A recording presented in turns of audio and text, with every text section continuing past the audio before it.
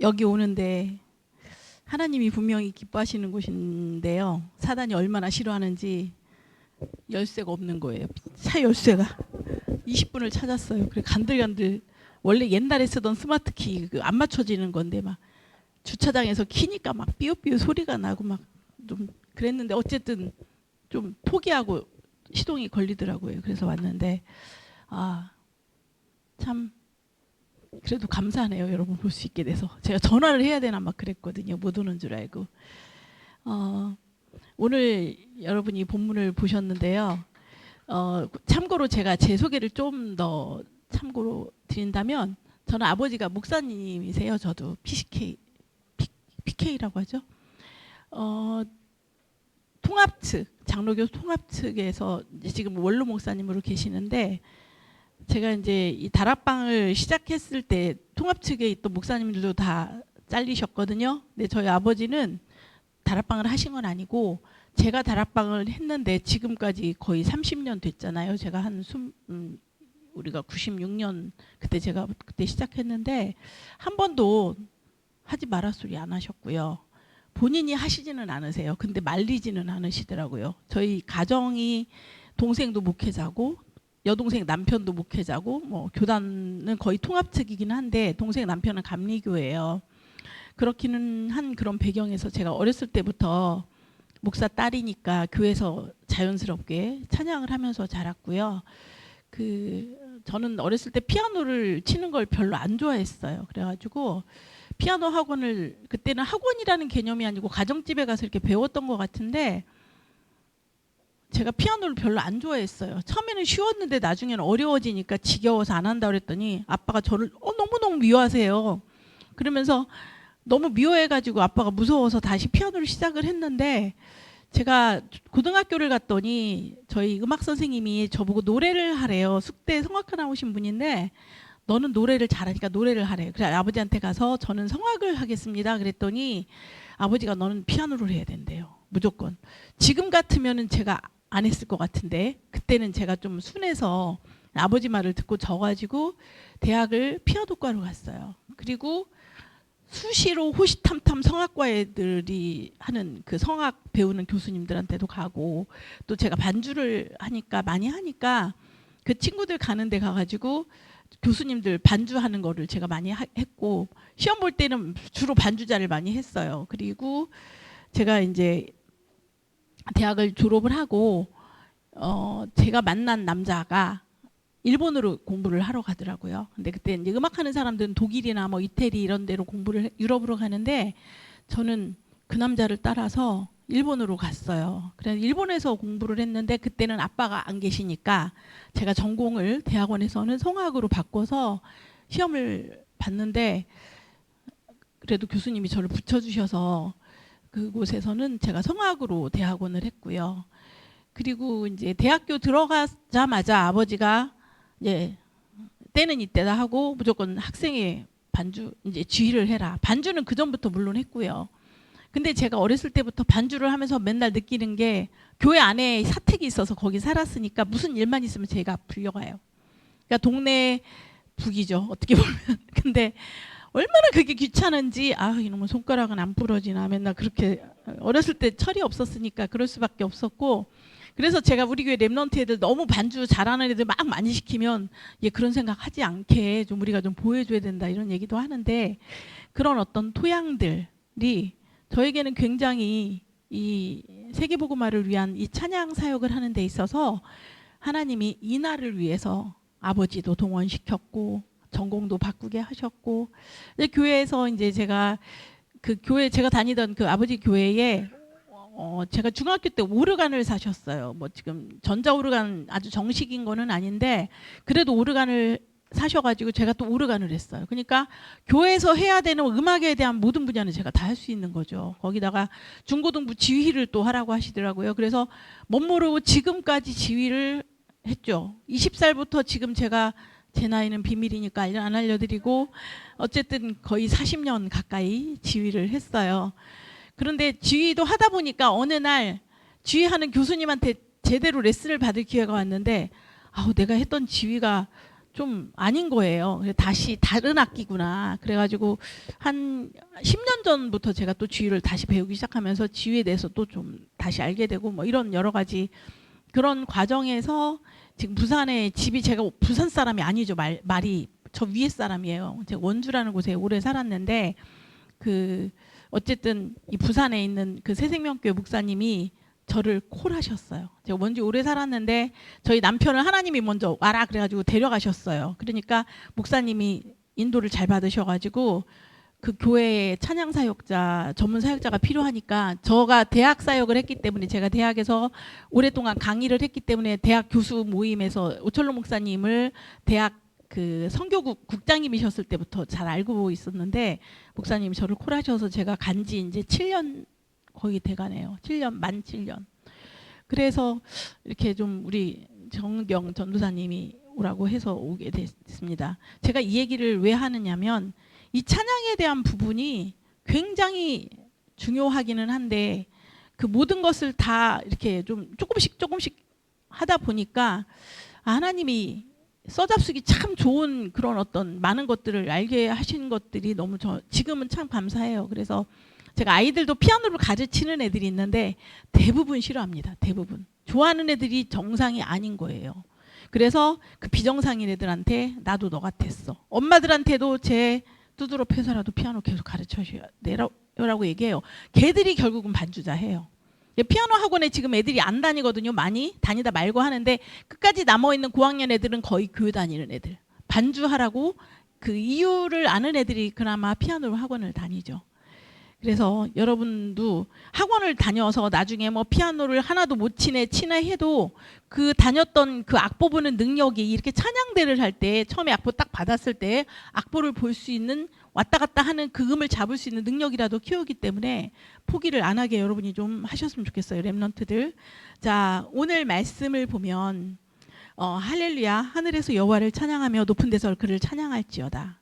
그러면서 쭉 밑으로 내려가면요. 8절에 보면 불과 우박과 눈과 안개와 그의 말씀을 따르는 광풍이요. 뭐 얘들도 찬양하라고 지금 이렇게 서술을 한 거죠. 자, 여러분 날씨가 막 바람이 불고 막 비가 들이치고 하면 보통 사람들이 뭐라 그래? 아우 짜증나. 날씨가 왜 이래 그러죠. 근데 성경에는 뭐라고 써 있죠? 그 상황, 그 날씨의 상황이 뭐 한다고요? 하나님의 말씀을 따르는 상태라는 거예요.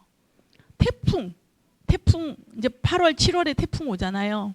태풍 오면은 막 난리가 나죠. 뭐 비상이 걸리고 뭐 어부들도 난리가 나고 막 많은 인명 피해도 가끔은 생기기도 하고 그러는데 그 태풍도 뭐를 그의 말씀을 따르는 광풍, 미친 바람이죠. 광풍 말 그대로. 근데 하나님의 말씀에 의한 현상이라는 거예요. 모든 자연 현상은 다 하나님의 말씀을 따라 하나님의 절대 주권 속에서 비도 오고 태풍도 불고 안개도 끼는 거죠. 제가 이 말씀을 몰랐을 때는 몰랐지만 지금 확실히 알기 때문에 어떤 날씨에도 하나님의 주권을 인정하고 우리가 하나님의 주권을 뭐 어떤 문제와 사건 속에서만 인정하는 것이 아니라 우리가 24시 25시 영혼을 항상 말씀하시는데 우리가 어떤 현상에서도 날씨의 현상, 꽃이 피고 바람이 불고 또 뭐 아이들이 내 앞에서 넘어지고 뭐 어떤 그런 자질구레한 우리의 모든 인생에 일어나는 모든 24시간의 현상 속에서도 하나님의 계획과 뜻을 발견할 수 있는 방법이 바로 이 자연환경 하나만 봐도 하나님의 뜻과 계획이 그 안에 있는데 안개가 하나님의 말씀을 따라서 꼈다는 거예요. 어제 부산에 안개가 굉장히 많이 꼈거든요. 비가 오더니 이제 막 물 안개가 낀 거예요. 근데 제가 운전을 막 해야 되는 상황이었는데 제 옆에 앉아 있는 분이 날이 왜 이래? 근데 그분 저한테 영접한 지 이틀밖에 안 된 사람이에요. 그래가지고 제가 저 안개가 하나님의 말씀에 의해서 지금 낀 거고 지금 쟤들도 하나님을 찬양하는 거야. 그랬더니 꼴이 딱 내리더라고요. 제대로 들어갔나 봐요 말씀이. 그러더니 그러면은 이제 바람 불어도 잔소리하면 안 되는 거네. 그러는 거예요. 여러분도 제가 이거를 알고 제가 이제 강원도 살 때 대관령이라는 곳이 있어요. 들어보셨죠? 꼬불꼬불 지금은 위에로 이 다리가 생겨가지고 고속도로가 쭉 뚫렸는데 옛날에는 2차선인데다가 앞차선, 옆차선 1차선밖에 안 돼 2차선인데다가 이렇게 꼈어요. 이런 말티고개처럼.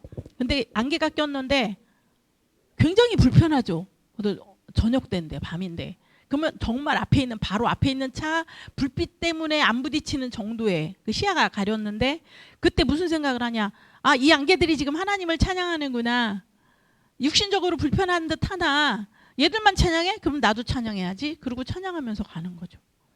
그러니까 우리가 모든 그러니까 우리가 이 말씀을 모르면 그렇게 안 되는 거예요. 근데 말씀을 안다는 거는 너무너무 중요하죠. 오늘 하나님이 우리를 지으신 목적 여러분 다 아세요. 이사야서 43장 21절 말씀이죠. 하나님이 이 백성은 내 이름을 위하여 지었나니 내 이름을 찬미케 하려 함이라. 너무 잘하는 말씀이에요. 그러면 우리 모든 피조물, 하나님이 사람뿐만이 아니라 사람을 통해서 피조물에게 영광을 받으신단 말이죠. 제가 오는데 이제 아카시아 꽃이 쭉 피고 이팝나무라는 하얀 꽃이 있죠. 그 이팝나무인데 그 이팝꽃이 쫙 폈어요. 그런데 개들이 핀 것도 하나님을 찬양하는 거다라고 보는 시각하고, 아 이쁘다, 기분 좋다, 이거하고 좀 달라요. 기분 좋은 건 나에서 끝나지만 아 얘들이 하나님을 찬양하라고 하나님이 피워놓으셨구나. 그리고 나는 그 향기와 그 아름다움을 통해서 하나님 나를 위해서 이렇게 예쁜 꽃을 피워줬으니 너무 감사드려요 하면은 그 꽃을 통해서 나도 하나님을 또 찬양하는 거죠. 그게 24시간 하나님을 찬양하고 하나님과 우리가 소통할 수 있는 방법이에요. 뭐 바람도 수시로 불고 해도 뭐 그냥 떠 있고 뭐 그러니까 바람이 아무리 불어도 비행기 타고 위로 올라가면 밑에 구름이 있고 위에는 해 쨍쨍한 거 아시죠? 네, 그래서 문제 속에서도 우리가 하나님은 항상 우리와 함께 하시고 그 일을 행하시는 하나님의 계획을 볼 수 있는 거죠. 그래서 이 하나님을 찬양한다라는 말의 그 의미는, 찬양한다라는 말 자체가 우리가 좀 약간 좀 가끔 착각하는 일이 있는데 노래하는 게 찬양하는 거라고 이렇게 저도 생각했던 적이 있었는데, 찬양의 원래 그 의미는 높이다, 칭찬하다, 그런 뜻이에요. 기뻐하다. 그러면 찬양의 범위가 노래에서 굉장히 많이 늘어나죠. 우리 찬양대가 지금 찬양했잖아요. 이제 노래라는 형태로 찬양을 한 거죠. 그렇지만 칭찬하다, 우리 사람 칭찬할 때 박수 쳐서도 칭찬하죠. 이것도 찬양이에요. 그래서 우리가 예배 시간에 아까 내가 매일 기쁘게 하셨죠. 이거 하나님을 찬양하는 거예요. 입으로도 찬양하고 몸으로도 찬양하는데, 몸에서도 박수로, 몸으로 찬양하는 방법도 여러 가지. 손을 들고 주를 찬양하는 것도 있죠. 발을 굴러서 찬양하는 것도 있죠. 또 뭐 있어요? 춤을 추며 하는 찬양도 있죠. 그래서 우리가 몸 찬양이라고 하죠. 다 찬양하는 거예요. 근데 이제 지금 제가 말씀드린 거는 거의 음악이 거기에 섞인 거지만 그냥 박수 치는 것도 찬양하는 거고요. 그 다음 더 좋은 거, 감사합니다. 하나님 너무 감사해요. 뭐예요? 이것도 하나님을 찬양하는 거죠. 또 더 좋은 거 있어요. 하나님이 우리를 보실 때 우리가 기쁘면, 우리가 하나님의 기쁨이면 우리가 하나님께 찬양 드리는 상태인 거예요. 자, 그러면 뭐냐면 제가 올해 4월 달에 4월 초에 제가 큰아들의 두 번째, 그러니까 큰아이는 손녀고 두 번째는 손자인데, 큰아들의 두 번째 아이가 태어났는데 손자죠. 그 친정엄마가 너무 바쁘셔서 제가 좀 시간이 되길래 가서 아기를 봐줬어요. 집에 오니까 눈에서 왔다 갔다 해요. 할머니들 다 경험하셨죠? 걔만 생각하면 너무 기뻐요. 그 큰아이도 너무 기쁘고요. 그러면은 그 아이의 존재만 생각해도 나는 기뻐요. 그래서 하나님이 나를 생각하실 때 기뻐하신다고 말씀에 나와 있죠. 그래서 찬양하는 행위뿐만이 아니고 나 자신이 하나님의 찬양이에요. 너무 좋죠. 하나님이 나만 생각하면 너무 좋대. 내가 뭐 헌금하고 내가 봉사하고 내가 뭐 또 뭐 할까요? 많죠. 우리 봉사하는 거. 그런 거 해서 하나님이 우리가 기쁜 게 아니라, 우리가 손주들 낳는데 뭐 걔가 나한테 뭐 어버이날 꽃 따라줘야지 기쁘고 그렇지 않잖아요. 그냥 그 아이 자체의 존재로 기쁘잖아요. 그래서 나는 하나님의 찬양인 거예요. 왜 하나님이 나를 이곳에 보내셔서, 이 땅에 보내셔서 하나님이 그분의 일을 위해서 또 우리 특별히 우리 제자들로 하나님이 기뻐서 부르셨잖아요. 선택해서 부르셨잖아요. 얼마나 기쁘시겠어요. 우리는 참 때로는 넘어지고, 때로는이 아닌 것 같아. 맨날 넘어져. 맨날 넘어지고 또 일어나고 맨날 넘어지고 또 일어나다 보면 요단강이 앞에 있다고 저희 목사님이 맨날 말씀하시는데, 그럼에도 불구하고 그 오합지졸들을 데리고 하나님은 여리고도 정복하시고 가나안을 정복하셨단 말이에요. 그러면 하나님은 우리가 오합지졸일수록 사실은 내가 한 게 아니니까 하나님이 하셨다고 정확하게 말씀드릴 수 있어요. 세계보고만 우리 모습 보면 정말 못해요. 그런데 우리는 어느 정도 포장을 하고 살지만 나의 진짜 나는 내가 알잖아요. 사단도 알고 하나님도 알고. 그런데도 하나님은 나를 왜 쓰시지? 이걸 찬양을 해놓은 가사가 하나님의 은혜로 이 쓸데없는 자 왜 구속하여 주신지 나는 알 수 없도다라는 그 310장 찬양, 우리 한국 성도들이 가장 좋아하는 찬양이래요. 그 가사를 보면 하나님 왜 나 같은 애를 택하셨지? 라는 생각을 정말 자주 하게 되죠. 근데 왜 택하셨냐? 하나님이 창세전에, 그렇죠? 우리는 이 땅에서 엄마 아빠가 만나지도 않았고 우리는 이 땅에 몸이 태어나지도 않았는데 우리의 영은 이미 창세전에 있어. 예배소서에 보면, 예배소서에 시간이 가니까 제가 예배소서에 보면 하나님이 우리를 창세전에 우리를 그리스도 안에서 택하셔서 예배소서 1장 4절에 보면 우리로 그 사랑 안에서 거룩하고 흠이 없게 하시려고 기쁘신 뜻대로 우리를 예정하사 예수 그리스도로 말미암아 자기 아들들이 되게 하셨는데 6절에 보면 이는 그가 사랑하시는 자 안에서 우리에게 거저 주시는 바 그 은혜의 영광을 찬송하게 하려는 것이라. 찬송하려고 하게 하시려고 우리를 택하셨다는 거예요. 자, 우리가 전도 현장에 나가서 불신자들에게 예수님을 영접하잖아요. 많이 하죠. 저도 영접할 일이 많은데 그 영접하는 사람들이 구원을 받게 하나님의 자녀로, 마귀의 자녀, 하나님의 자녀 구원받아서 이 땅에서 하나님의 자녀로 전도자로 살다가 하나님의 나라로 간다. 영원히. 그게 이제 순서인데 그 전도자로 되는 순간에 그는 하나님을 찬양하는 자가 되는 거죠. 그거 하라고 하나님 우리를 택하셨다는 거예요. 그냥 하나님이 찬양을 얼마나 좋아하는 거예요. 근데 우린 찬양하고 살아요? 반대로 살아요? 한번 조금만 생각해 보면 답이 나오겠죠. 그래서 찬송가에 보면 만입이 내게 있으면 그 입 다 가지고, 입이 만개가 있으면 약간 이상하게 생겼겠지만 우리의 온몸, 온 세포로 하나님을 찬양하기도 바쁠 정도로 우리는 하나님의 은혜 가운데 은혜 덩어리로 살고 있는 거죠. 요새 그 손경민 씨가 지은 찬양 중에 모든 것이 은혜, 그 찬양 좋잖아요. 하나도 은혜 아닌 게 없다라는 거죠. 그래서 상대적인 은혜는 예를 들어서 내가 좀 불평이 나오면은 세상 사람들은 뭐라 그래? 중환자실에 가봐라. 그러면 네가 다리로 걸어다니는 것만 해도 감사다. 아기가 공부 못한다고 불평하면 저기 백혈병 병동에 가봐라. 얘는 낫기만 해도 감사하다. 그렇게 되기 전에 그냥 감사라. 이거 다 상대적인 말은 맞는데 상대적인 거죠. 우리가 받은 감사는 상대적인 게 아니에요. 없어지는 것도 아니고 변하는 것도 아닌 절대적인 하나님이 내 안에 생명으로 지금 나와 함께 하시면서 영원히 영생으로 함께 하시면서 나와 이 세상 끝날까지가 아니라 영원히 함께 하시는 그 생명이란 말이에요. 그 생명을 칭찬하고 기뻐하고 찬양하는 거란 말이에요. 하나님이 나를 택해놓고 나와 함께 영원히 있어. 이거 누가 하는 거예요? 좀 어디서 들은 것 같으죠? 누가 누구 꼬실 때 하는 얘기죠. 너 나랑 함께 살자. 그래서 뭐 줘요? 반지 주고 꽃다발 주고 꼬시고 해놓고 데리고 살면 관심 없죠. 이 세상의 남자들. 여자들도 그렇게 할 것 같은데 이제 좀 나이 들면 뭐가 생긴대요. 뭐가 생겨가지고 이제 서로 이제 별로 말도 잘 안 하고 살고 그러는 우리나라가 아니라 이 세상의 기준이 아닌 하나님은 우리를 사랑하셔서 계속 우리를 짝사랑하고 계시는데 우리는 딴 것만 쳐다보고 다니는 거. 이거 보고 우상숭배라고 하죠. 오늘 저희 교회에 그 메시지가 미스바 운동이었거든요. 미스바에 모여라. 미스바가 유 목사님이 그렇게 말씀하시는 망대래요. 망대가 미스바래네. 저는 오늘 알았어요.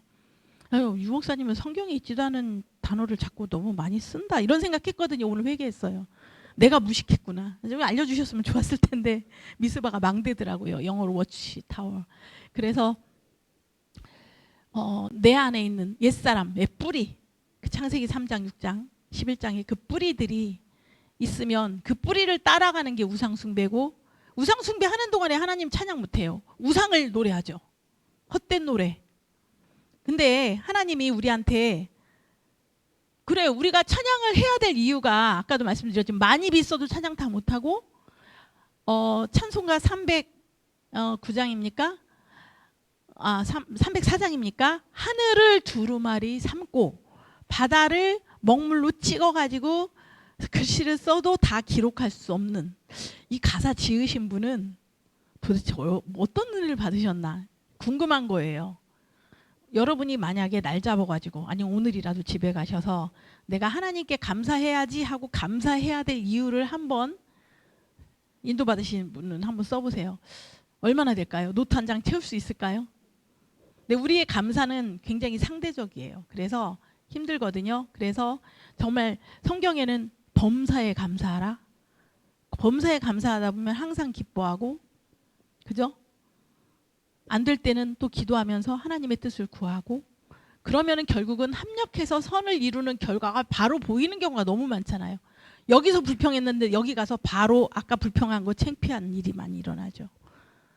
그래서 우리는 하나님을 찬양할 수밖에 없는 전도 제자로 하나님이 그냥 구원해 준 것만 해도 감사한데, 저는 그 다락방 이렇게 하러 가가지고 그 친구하고 하는 얘기가 있어요. 야, 우리나라의 기독교 인구가 지금 25%였거든요. 제일 많을 때가. 지금 얼마인지도 모르겠어요. 뭐 개독교라고 바뀐 지는 한참 됐고, 참 지금 어른들에 비해서 어린아이들이 계속, 저희 교회는 굉장히 어린이 성경학교를 1년 4계절을 하거든요. 여름, 봄, 여름, 가을, 겨울. 이번 주도 이제 봄 성경학교예요. 그렇게 열심히 하는데도 아이들의 숫자가 그럼에도 많지 않아요. 그런 거 보면서 우리가 한 20년 후에 아이들이 자랐을 때 교회에 얼마나 많은 사람들이 앉아 있을까라는 생각을 하면 마음이 초조하고, 유럽에 있는 교회처럼 안 되라는 보장이 없는 거죠. 저희밖에 희망이 없어요. 정말. 그럼에도 불구하고 우리 중직자들 자녀들도 교회 안 나오는 친구들 있죠. 그렇게 복음을 우리가 막 맨날 주는데도 저희도 둘째 아들이 교회를 지금 안 가고 있어요. 불신자를 만나서 결혼을 했어요. 오면서도 기도해요. 하나님, 우리 둘째 아들 얻어 터지지 않고 하나님 때리지 말고 그 안에 하나님이 계시니까 하나님에 대한 사랑과 막 그리움이 막 솟아나가지고 예배를 회복하게 해주세요. 그런 기도를 제가 갑자기 생각이 나서 매일은 안 하는데 하고 왔어요. 그런데 아까 이제 우리가 이렇게 찬양하고 저렇게 찬양하고 그랬는데, 시편에는 이 찬양에 대한 말씀이 굉장히 많이 나오죠. 시편이 이 다윗이 지은 시도 있고 아삽의 시도 있고 그러는데, 시편의 형용어 중에서 찬양에 대한 형용어는 노래로 그를 찬양하라는 말도 많이 나오는데, 아름답게 찬양하라는 말도 있어요. 아름답게. 그러면 찬양을 아름답게 한다라는 말이 뭘까? 우리가 소위 말하는 목소리가 좋아야지 아름답게 찬양하는 걸까? 근데 우리는 하나님을 믿잖아요. 하나님은 눈에 안 보이시는 영적인 분, 우리는 영으로 얘기해야 돼요. 여기서 말하는 아름답게는 육신적인 막 좋은 목소리는 가진 사람은 아름답게 할 수 있고, 목소리가 별로 안 좋은 사람은 나는 노래를 못하니까 나는 찬양 아름답게 못하겠네라고 하는 그런 결론이 나시면 안 되고, 하나님을 아름답게 찬양한다는 거는 내가 왜 하나님을 찬양하는 존재인지를 일단 아는 분은 아름답게 찬양하시는 분이에요. 맞잖아요. 우리가 찬양이니까. 근데 제가 이렇게 음악을 계속 했기 때문에 많은 분들을 제가 노래를 가르쳐 봤을 거 아니에요. 그러면은 그분들의 많은 분들이 자기는 음치래. 음이 안 맞는다는 거죠. 근데 제가 태어나서 지금까지 살아가면서 음치를 딱 2분 봤어요. 2분 외에는 음치를 아직 못 만났어요. 근데 음치라고 하는 분이 한 100명, 1000명 있다면 음치가 아닌 분들이에요. 거의 다. 그분들의 특징이 뭐냐면, 학교 다닐 때 가창 시험 볼 때 음악 선생님이나 애들이 노래 못한다고 너 음치야라고 하는 사람들, 그럼 본인이 음치라고 언약 잡고 살아요. 근데 성경에는 누가 음치냐면, 성경에는 찬양하라고 지었으니까 하나님을 모르는 사람들이 부르는 노래는 하나님 입장에서 다 음치예요. 맞죠? 우리는 말씀이 기준이 돼야 돼요. 이제 오늘의 제목이 찬양의 기준이잖아요. 우리만 하나님을 찬양할 수 있어요.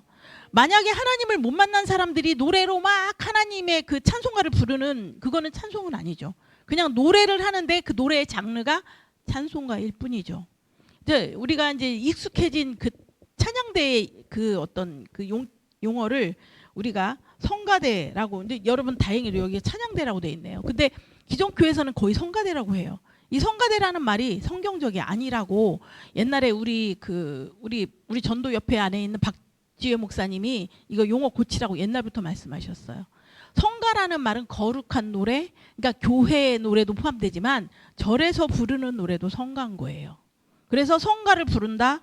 그러면은 굉장히 많은 그 종교적인 곡이 다 성가가 되기 때문에 교회에서 우리가 부르는 그 찬양은 찬양이고 찬양대가 되는 거죠.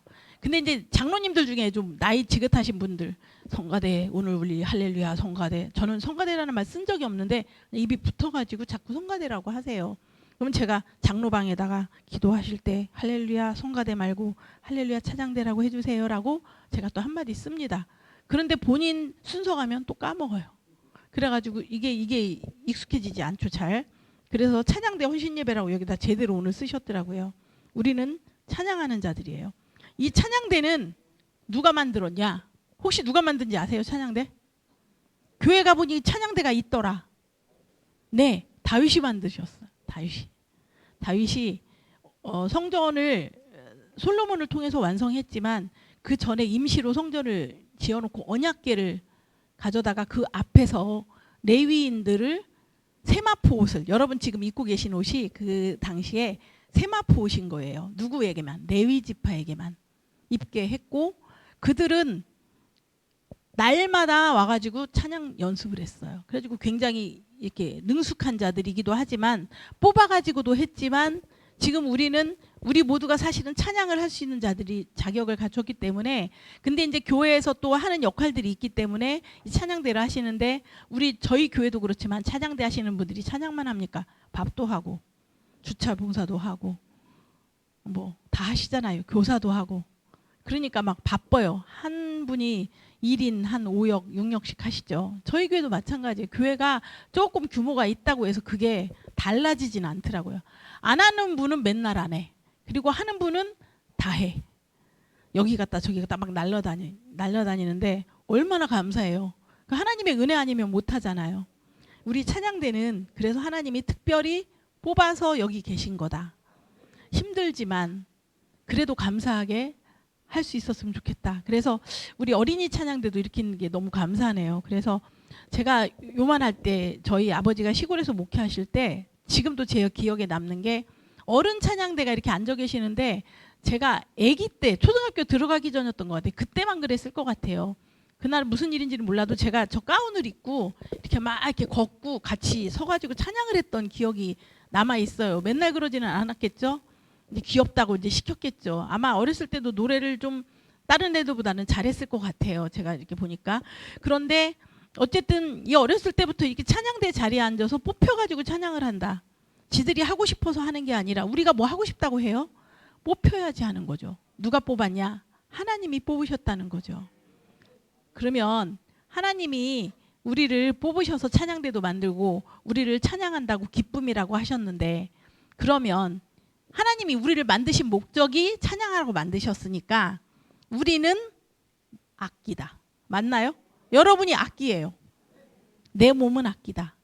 피아노도 악기고. 근데 악기의 종류가요, 기악이 있고 성악이 있어요. 사람이 목소리로 하는 걸 성악이라고 하고, 이 악기 뭐 피아노 말고도 신디사이저도 있고 기타도 있고 뭐 굉장히 많은 악기의 종류, 클라리넷, 플룻 많잖아요. 악기의 종류가 몇십 가지가 몇백 가지가 있는데, 그럼 밖에 내 몸 밖에 있는 악기를 기악이라고 하고 내 몸으로 하는 악기. 근데 사람만이 성악을 할 수가 있는데 뭐를 통해서?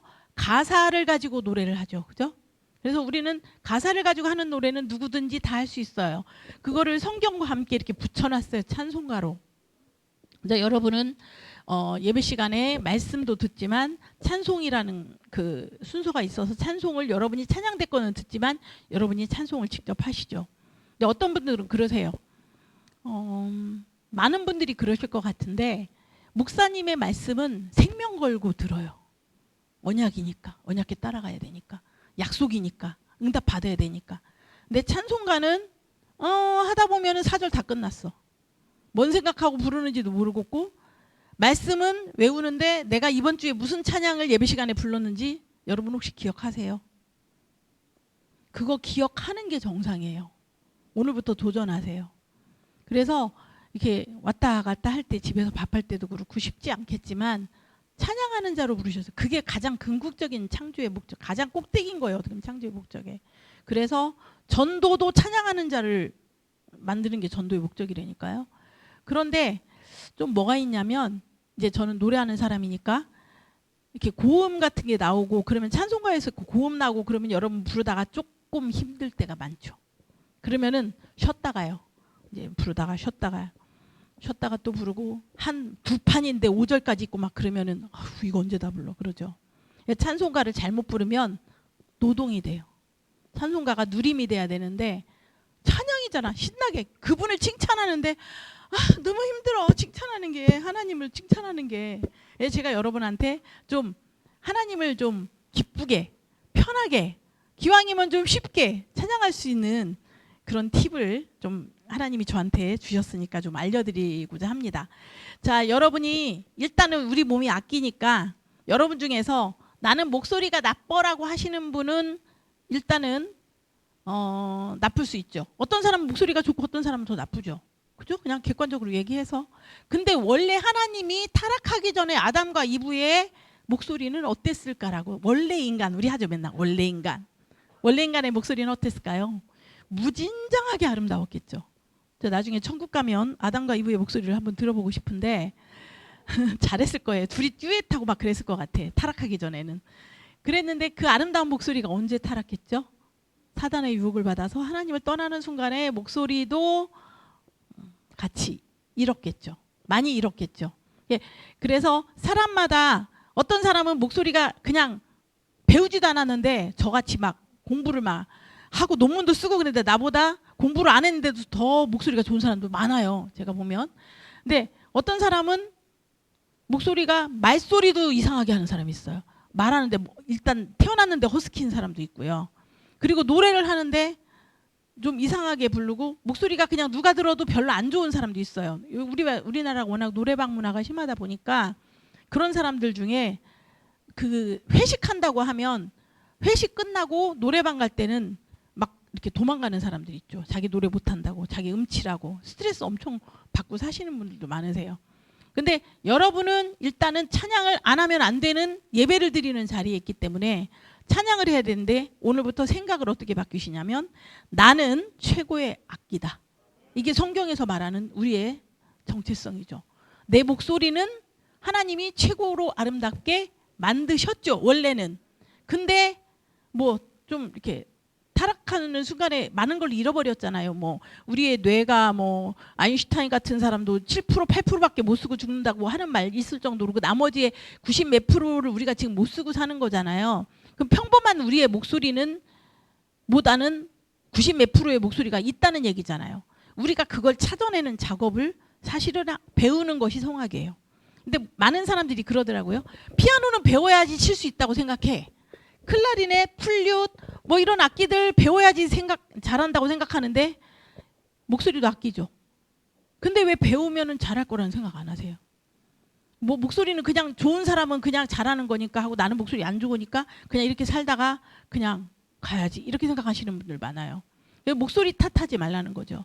자, 어떤 걸 예를 들 수 있냐면 정경화라는 바이올리니스트가 있어요. 혹시 들어보셨나요?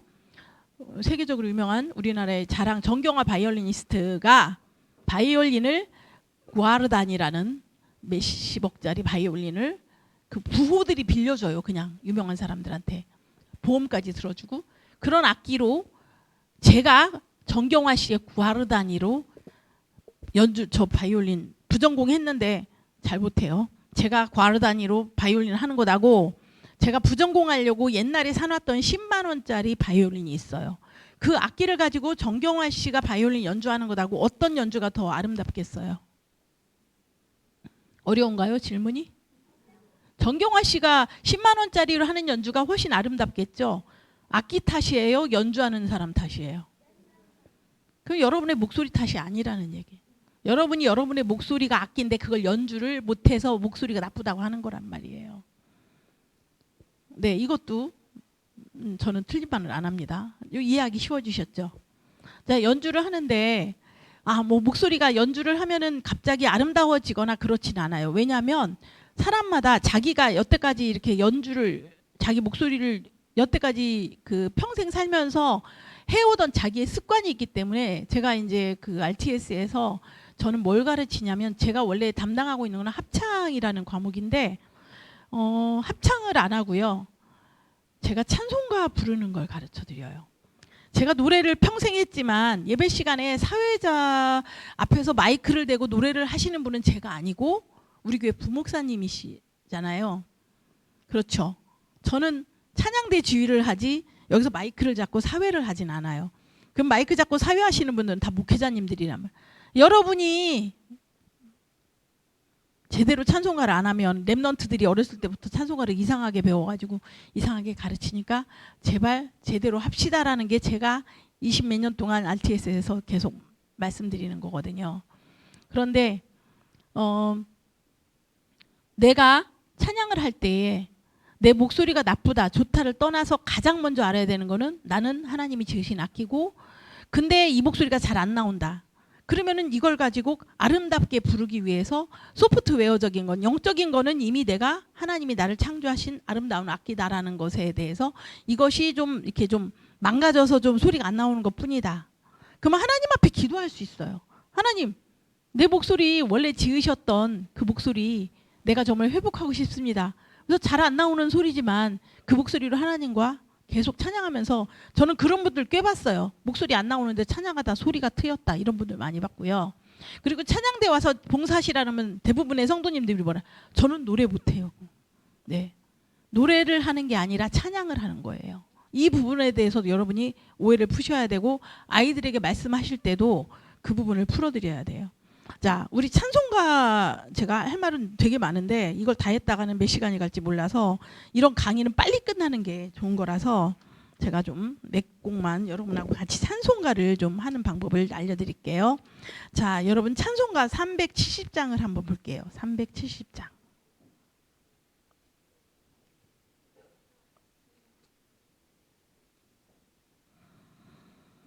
자, 우리 찬송가를 보면요. 많은 뭐 글씨들이 있는데 여러분은 주 안에 있는 나에게 딴 근심이 있으랴 이것만 보실 거예요 아마. 자, 찬송가 위에 보면 주 안에 있는 나에게가 가사로 나와 있고요. 제목 그 옆에 370장 통일 찬송가 455장. 이게 이제 교단에 따라서는 아직 통일 찬송가를 쓰는 분들이 계시기 때문에 이렇게 배려를 하느라고 써놓은 거고 제 거 찬송가를 보면 그래요. 그 다음에 500 여기 singing go라고 영어로 써 있는 내 옆에 숫자 조그만 것들이 보이나요? 뭐라고 써 있죠? 8686. 혹시 이게 뭔지 아시는 분? 이런 게 있다라는 거 혹시 오늘 처음 보시지 않았어요? 다른 찬송가도 한번 펴보세요. 아무거나 여러분. 숫자 있는지 없는지. 있나요? 거의 있죠? 그러면 찬송가 만드는 분들이 심심해가지고 이 숫자를 여기다 넣어놨을까요? 여러분 한번 이거 보세요. 뭔 뜻일까? 잠깐만 생각해 보세요. 독해. 이게 뭘까? 한번 알아맞혀 보세요.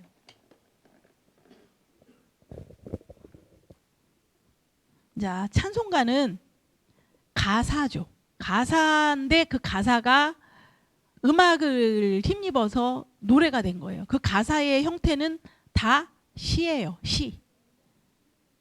예를 들어서 우리가 그 김소월의 진달래꽃이라는 그 유명한 시가 있으면 나보기가 역겨워 가실 때에는 뭐 이런 거 있잖아요.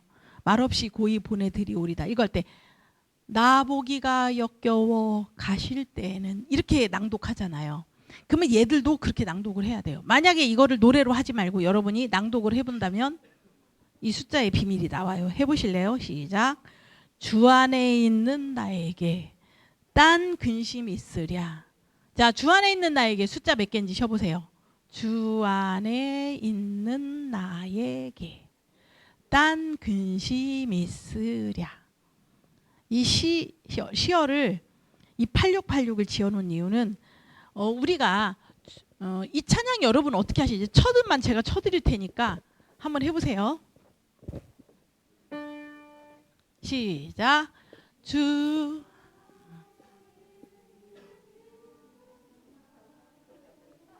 계속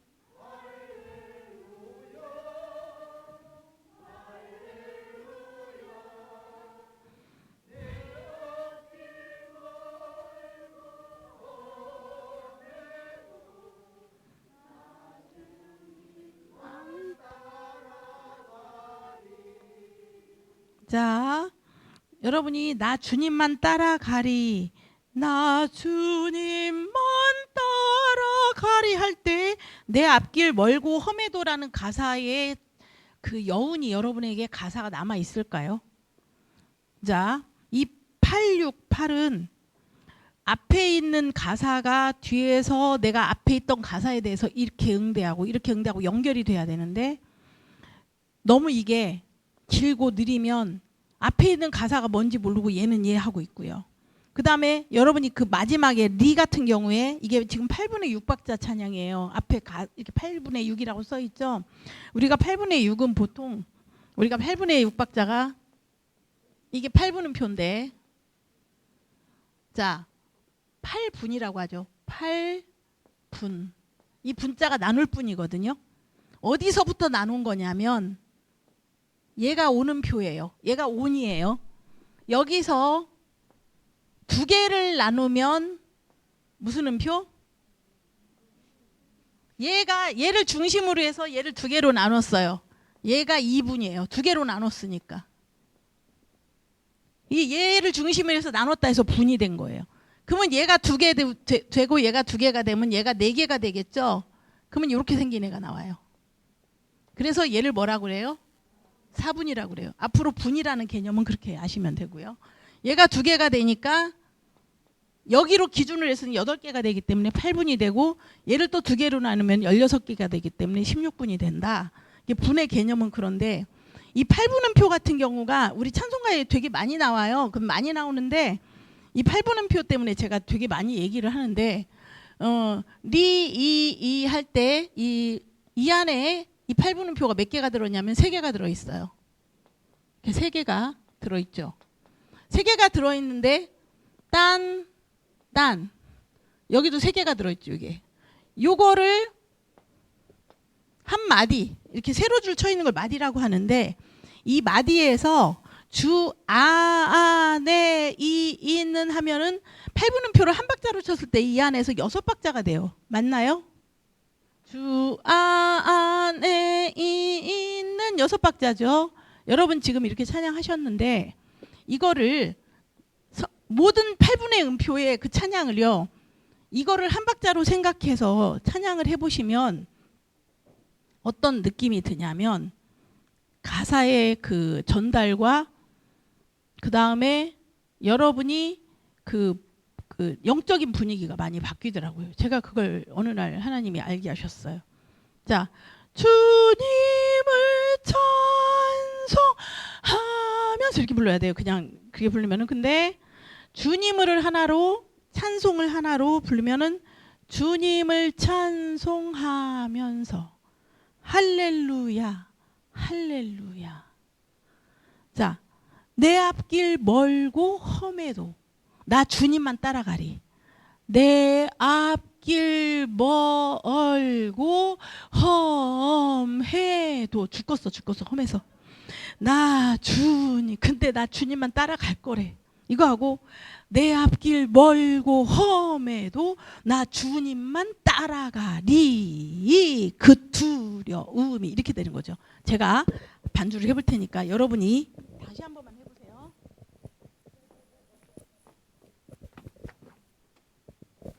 그러면은 이게 찬송가가 템포가 빠르면 숨이 더 많이 들을까요? 더 적게 들을까요? 적게 들을까요? 많이 들을까요?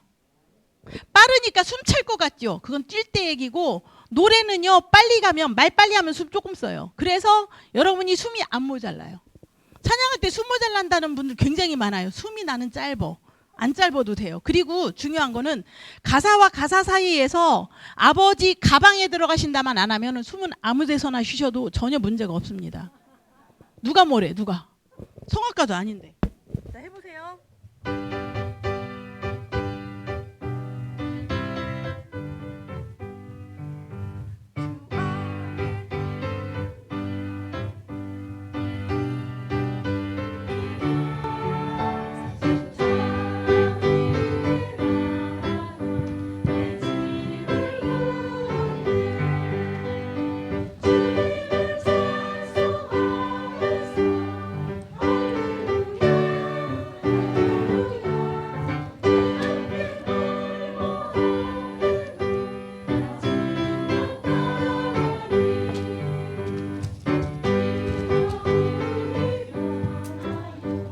네. 근데 이 8분의 6박자 이렇게 하면은 여러분이 현재 하고 있는 템포의 거의 2배 내지는 2배 반이 빨라요. 찬송가도 빨리 끝나요.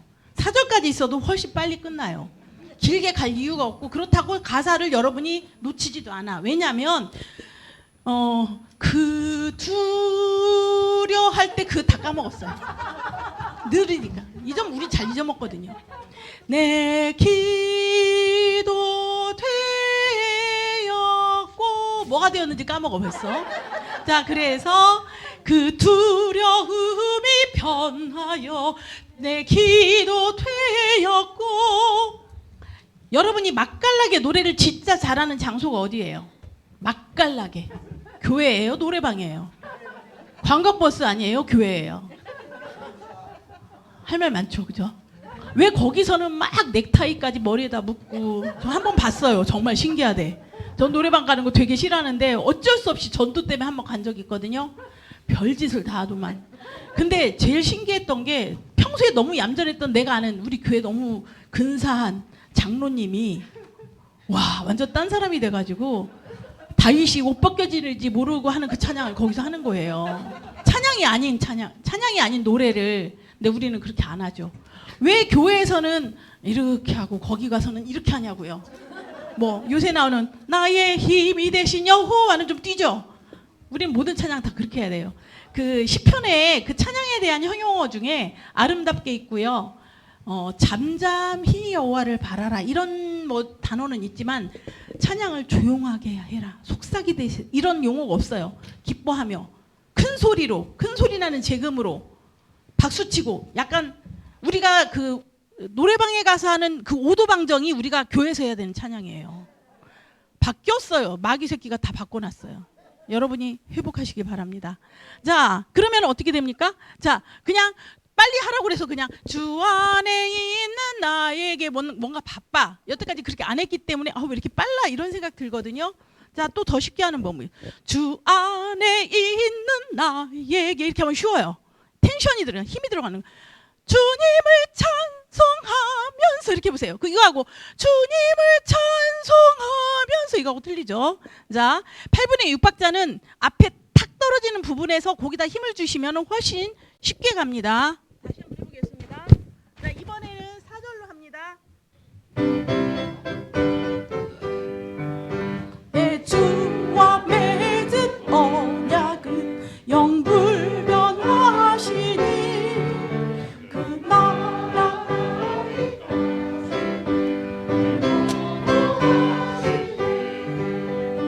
주님을 찬송하면서 할렐루야 할렐루야 내 함께 걸어오고 나 주님만 따라가리. 자, 더 죽이는 찬송가가 하나 있습니다. 368장 주 예수여 은혜를 내려주사. 폈더니 5절이야. 폈더니 바탕이 5절이고요. 후렴이 여러분이 하는 템포로 한번 해볼게요.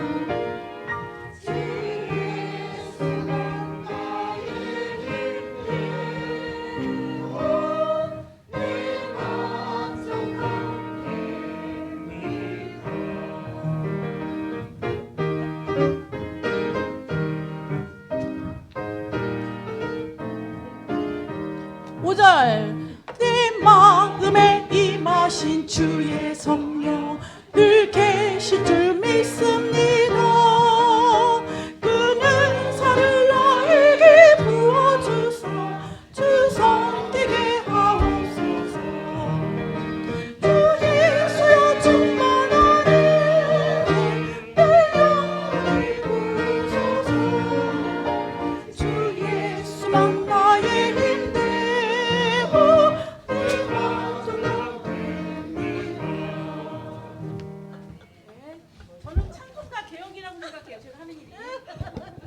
찬송가 개혁. 목사님, 저희 목사님도 제가 이렇게 빨리 치면 아무 소리 안 하시고 목사님이 하고 싶은 템포로 하세요. 따딴 따단 딴딴딴 주 예수여. 굉장히 목사님이 틀렸다는 게 아니라 제가 맞았다는 것도 아니고 제가 틀렸다는 것도 아니고 사실은 이게 틀렸다 맞았다는 아니에요. 예수가 그리스도라는 말 빼놓고는 절대적인 건 세상에 존재하지 않아요. 특히 음악은요. 그 해석하는 사람에 따라서 굉장히 상대적이기 때문에 목사님 틀렸는데 뭐 장로님 틀렸는데 이런 말 우리 서로 안 해요. 이런 거 너무 잘하니까. 근데 적어도 앞에서 리더하시는 분이나 아니면 여러분이 현장에 가셔가지고 찬송할 때는 여러분 나름대로의 기준과 소신이 있으셔야 돼요. 이 가사를 보세요. 위에 숫자가 있죠. 아까 알려드린 이 숫자 뭐예요? 11이에요. 11. 자, 그러면 11까지 여러분이 한 프레이즈로 노래를 해도 된다. 해야 된다라고 어쩌면 음악적인 어떤. 그러면 주 예수여 은혜를 내려주사. 여러분이 아까 처음 했던 걸로 하면 주 예수여 쉬고 은혜를 쉬고 내려주사. 뭘 내려달라고 했는지 까먹었어 벌써. 주 예수여 은혜를 내려주사 늘 충만케 하옵소서. 이렇게 가볍게 부르셔도 돼요. 그래, 이거 만약에 그렇게 안 하시면 5절까지 하면 여러분 거의 말은 안 하는데 약간 속으로 다 넉다운이 돼 있으세요. 그래서 찬송가를 좀 이렇게 편하게 해야지 즐겁게 할 수 있지 어려우면 쉽지 않잖아요. 무슨 고난길 가는 거 아니잖아요. 우리 찬송가 부르는 찬양하는 건데. 근데 노래방에서는 고난길 간다고 노래방 안 가잖아. 노래방에 가서는 자관 뭐 해. 그리고 이렇게 느린 노래도 막 무지무지하게 감정을 섞어가지고 막 진하게 해요. 그죠? 옛날에 그 막 좋아하던 남자도 생각해가면서 좋아하던 여자 생각해가면서 뭐 이제는 헤어졌지만 뭐 지금도 보고 싶어 하면서 하는데 하나님은 지금도 살아계셔서 지금도 인도하시고 지금도 나를 사랑하는 현재의 그 하나님을 진하게 우리는 또 노래를 잘 못해요. 제가 오늘 우리 찬양을 모르냐면 주 예수보다도 귀한 것은 없네를 했어요. 미스바 찬양이거든요. 미스바, 제가 이름 짓기를 미스바 찬양입니다. 이렇게 정말 되기를 원합니다. 모든 우상들을 다 때려부시고 내가 좋아했던 명예, 물질 다 때려부시고 진짜 하나님만 섬기겠습니다라고 하는데, 그러니까 우리가 그 여러분이 가사를 생각하면서 찬양을 하시면 예배에서 나오는 그 하늘의 보좌의 축복을 여러분 예배 시간에 말씀 들을 때뿐만이 아니고 찬양할 때도 정말 하나님과 이렇게 바로 통하는 그런 찬양을 여러분이 하셔야지 된단 말이에요. 그래야지 흑암이 꺾이죠. 그죠? 자, 주 예수보다 더 귀한 것은 없네를 예를 들어서 제가 한번 볼게요. 몇 장이었는지 벌써 까먹었어요. 주 예수보다 더 귀한 것은 없네.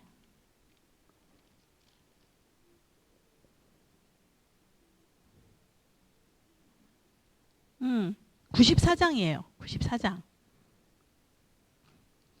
94장인데 그냥 우리가 이걸 부르잖아요. 그럼 이렇게 불러요. 이거는 제가 이렇게 뭐라고 조금 이렇게 이 12를 생각하면 이거 찬양을 이렇게 불러야 돼요. 주 예수보다 더 귀한 것은 없네. 이렇게 부르면 10이에요. 근데 그냥 이렇게 안 부르죠. 주 예수보다 더 귀한 것은 없네도 해요. 업에서 내도 숨도 쉬고 그러시거든요. 이제 저기 앞에 나와서 그 찬양을 하는 친구들 있잖아요. 교회에 있다 보면. 근데 제가 제발 하지 말라고 하는 게 업, 내 이런 거 빼는 거. 제, 자라 이런 거. 가사 생각 안 한다고 생각해요. 저는 그렇게 부르는 거는. 우리는 주의 제자라 제자라 앞에서 이렇게 뭐랄까 가다가 숨을 쉬고 싶은 게 음악적으로는 제하고 자사인 거예요. 그러면은 그냥 숨을 쉬고 제자라. 근데 내가 정말 제자라고 생각하면 제자라고 할 수 있을까? 저는 그런 약간 의심을 해요. 그들에게. 그래서 의심받지 말고 하시고요. 자, 보시면 주 예수보다 더 귀한 것이 또 커요. 이게 고음이라서 하다 보면 귀한 것은 없네. 귀한 것이 지금 예수님이에요? 다른 거예요? 지금 어려운 질문이죠. 주 예수보다 더 귀한 것은 없네예요. 그러면 귀한 것이라고 생각하면 안 되는 거죠. 근데 얘가 제일 꼭대기에 있어 지금 음악적으로 볼 때. 제가 좀 어려운 말 해요. 여러분이 여기까지 안 들어봤기 때문에. 그러면은 그냥 노래로 하면 주 예수보다 더 귀한 것은 없네. 노래를 하는 사람 이렇게 부르게 돼. 근데 얘 안 중요한 애야. 얘 귀하지 않아야 돼. 그래서 저는 어떻게 불렀냐면 주 예수보다 더 귀한 것은 없네. 너 안 중요해. 너 안 중요하단 말이야. 너 안 중요하고 난 주님이 더 귀해. 이 세상 부귀와 바꿀 수 없네. 여러분 찬양을 할 때 가사를 생각하면서 씹어서 하세요. 영 죽은 내 대신 돌아가신, 이거 크게 해도 돼요. 그 놀라운 사랑 잊지 못해. 세상 즐거움 하면 노래방 가는 거 생각나죠? 즐거움. 술 먹는 거 생각나요? 이거 그렇게 크게 할 필요 없어요. 막 즐거웠던 추억을 떠올리지 말고 이거는 나 안 한다는 거야. 그러면 세상 즐거움, 세상 즐거움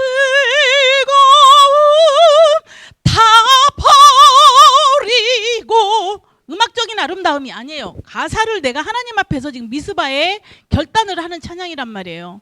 여기까지 얘기하니까 찬양대원들이 알아서 불러요. 뭐 제 맘에는 그렇게 썩 들진 않지만 그래도 이거를 제가 이렇게 찬양대가 들어가기 전에 이렇게 좀 얘기를 하고 그래서 그렇게 하자. 근데 이런 현상이 또 일어나더라고요. 세상처럼 다 버렸네 이렇게 할 거 아니에요. 그 다음에 주 예수보다도 귀한 것은 없네 이렇게 했더니 귀한 것이 아니라 귀한 것은 없네를 짧게 했더니 약간 너무 귀하게 내가 취급하는 느낌이 또 드는 거예요. 이런 고민도 막 하는 거예요. 귀한 것은 없네. 그냥 그러니까 약간 무심한데 귀한 것은 없는데 귀한 것이 너무 귀하게 들려가지고 이거 좀 그렇다 뭐 그런 얘기를 하면서 불렀어요. 그래서 이런 가사를 여러분이 가사와 음악이 대치가 되는 것도 되게 많아요. 이제 좀 어려운 예를 들자면 우리 천지창조가 창세기 1장, 2장에서 끝났고 3장은 타락이잖아요. 하이든이라는 클래식 고전파 시대의 작곡가가 핸델의 메시아 이 오라토리오를 듣고 너무너무 감동을 입어서 하이든이 천지창조라는 곡을 작곡을 했어요. 그래가지고 하나님이 천지를 창조하기 전에 비디스라 막 첫째 날 둘째 날 아담과 이브가 사랑의 노래를 부르고 막 난리를 치는 것까지만 타락 전까지만 딱 오라토리오 작곡을 한 게 이게 2시간 반짜리예요. 들으려면 지겨워서 죽어요. 그런데 어쨌든 성경의 이 얘기를 가지고 했는데 1번에 하나님이 빛이 있어라 그러셨잖아요. 빛이 있으라 그랬잖아요. 그거를 우리나라 말로 가사를 번역을 해놓는 사람이 이렇게 써요. 빛이 있으라 그래놨어요. 빛이 그리스도죠. 라가 제일 커요. 그러니까 제가 그분한테 이런 개념을 배운 거예요. 왜 라가 크냐? 라가 높냐? 하나님이 높아야지. 빛이 높아야지. 그러니까 그분이 가사를 바꿔가지고 모든 그 노래의 가사를 영적으로 다시 다 번역을 해가지고 만들었는데 1번 예를 들냐면 있어라 빛으로 다시 만든 거예요. 제가 여러분에게 하고 싶은 얘기가 찬송가 부를 때 그냥 부르시지 말고 하나님을 귀하게 여기고 아닌 것들은 또 아니게 부르시고. 뭘 얘기하는지 아시겠죠? 굉장히 많은 얘기들을 해야 되지만 그냥 좀 이렇게 통틀어서 이렇게 여러분이 찬양을 할 때 4절까지 불렀는데 무슨 찬양했는지 모르고 드리는 거는 인색하고 막 받는 거는 막 응답받아야 되니까 막 이렇게 받고 그러시지 말고 드리는 걸 잘 드려야지 받는 것도 잘 받으실 수가 있어요. 그래서 이 가사 이 12개, 9개 이런 거 오 놀라운 구세주 예수의 주 우리 다락방에서 옛날부터 집회할 오 놀라운 구세주 메마른 땅을 이렇게 불러요. 메마른 땅을 종일 걸어가도 나 피곤치 아니하며 가사는 이건데 메마른 땅을 종일 걸어가서 엄청 피곤한데 피곤하지 않다고 부르게 돼요. 약간만 그 8분의 6박자의 템포를 좀 여러분이 이 템포가 같은 8분의 6박자인데도 우리 찬양 중에 찬양하라 복되신 구세주 예수, 그는 그거 8분의 음표예요. 찬양하라 이렇게 돼 있어요. 그거는 여러분이 아무런 갈등 없이 그렇게 하세요. 그러니까 이게 빠른 게 아니라 이게 정상. 그래서 정상으로 돌려놓는 작업을 저는 지금도 여러분을 만나서 이렇게 오늘 하게 됐습니다. 그러면은 훨씬 더 쉽습니다. 나는 예수 두 판이에요. 따라가는 4분의 6박자도 똑같아요. 나는 예수 따라가는 십자가 군사라 두 박자만 끄면 되는데 다 아으 6박자 5박자를 끊어야 돼요. 그러니까 숨도 모자라고 찬양이 노동이 되는 거죠. 그래서 찬양대는 찬양대대로 세마포를 입은 자들의 축복을 누리시고요. 제가 이제 시간이 혹시 있어서 좀 해달라고 하면 저는 해드릴 마음은 있는데 발성을 어떻게 하면 고음이 안 나와요. 안 나오는 게 아니라 못 내시는 거예요. 연주를 못해서. 예, 그러니까 여자들은 가운데 도 있죠. 도, 솔, 솔, 미, 파, 솔, 라라, 솔 하는 생명 있는 날까지 그게 미거든요. 미, 파, 솔, 라, 시, 도까지 여자들은 나오게 하나님이 만든 악기예요. 근데 레도 안 나오는 사람들이 숱하게 많아요. 왜? 연주를 못해서. 바로바로 나올 수 있어요. 너무 이렇게 타격을 많이 받은 분들은 약간 이제 좀 시간이 걸리겠지만, 그래서 악기마다 왜 플룻의 악기가 있고 첼로는 첼로의 악기 소리가 있듯이 우리 사람의 목소리도 하나님이 굉장히 종류를 많이 해요. 바리톤, 베이스, 알토, 소프라노, 테너 이런 종류는 있지만 어느 정도의 그 영역에 맞는 그 소리가 나올 수 있는 음역이 있거든요. 근데 음역들을 대부분 못 내시고요. 그 다음에 우리 몸 자체가 악기니까 여러분이 노래할 때 생명 있는 날까지 그거는 이게 악기라면 여기로 노래하는 거예요. 이렇게 하는 거예요. 근데 우리 몸 전체가 악기라면 이렇게 돼야죠. 이게 유 목사님이 그토록 말하는 호흡하고 관계가 있어요. 근데 지금 우리 다락방에서 말하는 호흡은 단전 밑이죠. 단전. 배꼽 밑에 호흡. 노래할 때는 그거 쓰시면 노래 못하게 됩니다. 참고. 노래할 때 쓰는 호흡은요. 복식 호흡은 배꼽 위에 호흡이어야 해요. 그래야지 횡격막을 피는 호흡이에요. 단전 밑에 호흡, 저기 배꼽 없어요. 그래서 그거는 그냥 지나가는 말로 참고하시라고 제가 말씀드립니다. 그래서 하나님이 우리에게 주신 이 찬양의 기쁨, 기준, 여러분이 찬양이시고 노래방에 가서 하는 찬양보다는 좀 열심히 하셔야 되지 않냐. 네, 양심에 찬양의 미스바를 회복하시기 바랍니다. 기도하시겠습니다. 하나님 감사합니다. 나사로와 같이 썩어 냄새나는 저희들을 찾아오셔서 나사로야 일어나라 풀어 다니게 하시고 우리로 또 다른 사람을 풀어 다니게 하는 귀한 전도제자로 부르시사 기뻐하시며 우리를 찬양이라고 하신 주님을 찬양드립니다. 이 시간에 우리가 하나님의 말씀을 통해 확인한 이 찬양의 의미를 다시 한번 회복하고 우리의 인생이 24시간 어떤 상황 속에서도 찬양할 수밖에 없는 그 이유를 발견하는 영의 눈을 열어주시옵소서. 항상 기뻐하고 감사하며 주님을 찬양하는 우리 갈보리 교회 모든 성도님들이 되어서 이 찬양으로 이 지역의 역사는 모든 흑암이 무너지고 부흥의 역사가 일어나며 모든 영혼들이 하나님의 말씀을 복음을 듣는 부흥의 역사가 일어나는 미스바의 시작이 찬양을 통해서 일어나게 하여 주시옵소서. 감사드리며 그리스도이신 예수님의 이름으로 기도드립니다. 아멘. 오늘 악기가 고장 나가지고 지금 악기 관리 잘해야 줄 믿습니다. 오늘 그런 쪽인 얘기를 많이 하셨어요. 이유를 알게 하시고 어떻게 해야 될 것까지 정확하게 알려주셨는데 또 우리 갈보리가 또 잘 따라해 또 얼마나 또 그리고 우리 오늘 찬양대 헌신 예배라고 해가지고 다른 분들 다 도망가신 것 같은데 근데 다시 한번 우리가 이게 발성도 한번 우리 장로님 모시고 한번 배워야 될 것 같다 생각을 합니다. 너무 좋아하시네 우리 찬양대. 감사하고요. 우리 장로님 다시 한번 장로님께 박수 한번 쳐주세요. 그리고 우리 하나님께 박수도 뭐라고요?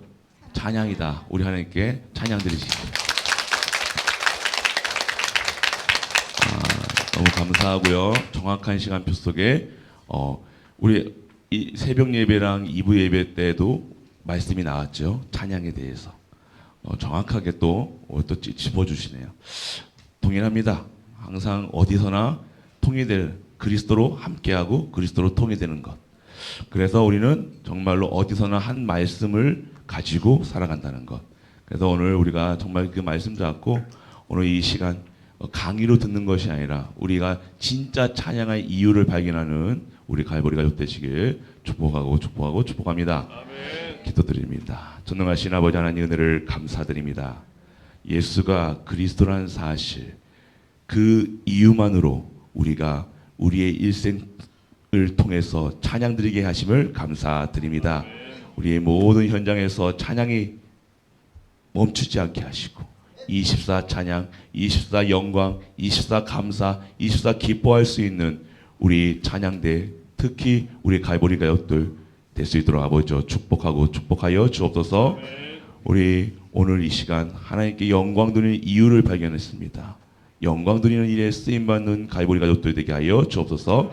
드리는 손길에 하늘의 신령한 목과 땅의 기름진 목으로 축복하시고 강해하신 우리 장로님께도 하시는 모든 일에 하나님의 형통함과 찬양이 끊이지 않는 삶으로 축복하여 주옵소서.